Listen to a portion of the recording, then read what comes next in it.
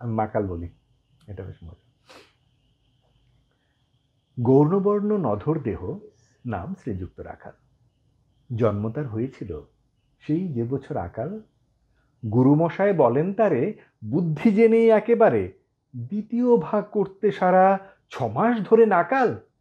রেগে মেগে বলেন, বাঁদর নাম দিনু তোর মাকাল। নামটি শুনে ভাবলে খানিক, বাঁকিয়ে যুগল ভুরু। তারপরে সে বাড়ি এসে নৃত্য করলে শুরু। হঠাৎ ছেলের মাতন দেখি সবাই তারে শোধায়, এ কি? সকলকে সে জানিয়ে দিল, নাম দিয়েছেন গুরু। নতুন নামের উৎসাহে তার বক্ষ দুরু দুরু। কোলের পরে বসিয়ে দাদা বললে কানে কানে, গুরু মশায় গাল দিয়েছেন, বুঝিস নে তার মানে? রাখাল বলে, কক্ষনো না, মা যে আমায় বলেন শোনা, সেটা তো গাল নয়, সে কথা পাড়ার সবাই জানে।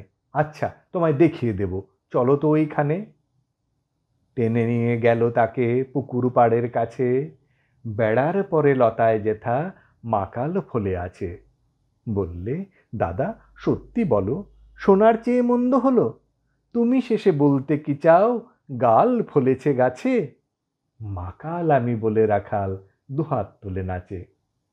দোয়াত কলম নিয়ে ছোটে, খেলতে নাহি যায়। লেখাপড়ায় মন দেখে মা অবাক হয়ে যায়। খাবার বেলায় অবশেষে দেখে ছেলের কাণ্ড এসে, মেঝের পরে ঝুঁকে পড়ে খাতার পাতাটায় লাইন টেনে লিখছে শুধু, মাকাল চন্দ্র রায়।